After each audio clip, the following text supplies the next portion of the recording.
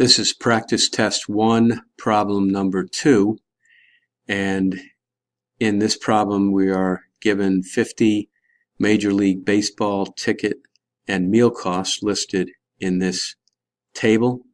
In the previous problem we worked through letters A through E, and in this video we are going to construct the histogram, and that's down at the bottom of the page here.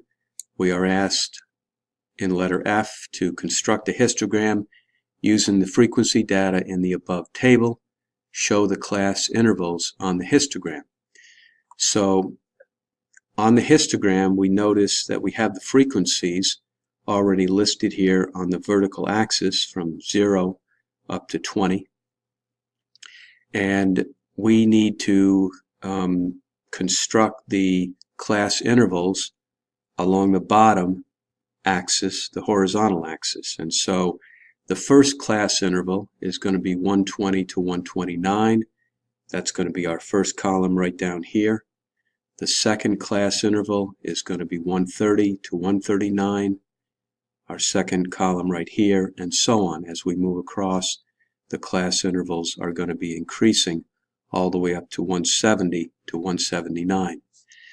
And now what we want to do is fill in the frequency into each of these class intervals.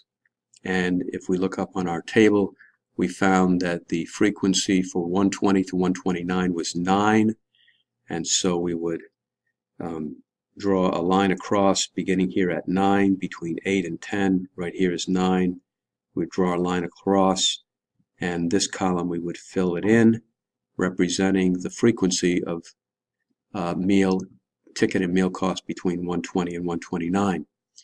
The second class interval is 130 to 139, and we found that there are 11 that fell into that class, and so we would draw our line right across here at 11 for our frequency, and then we would fill in that column here.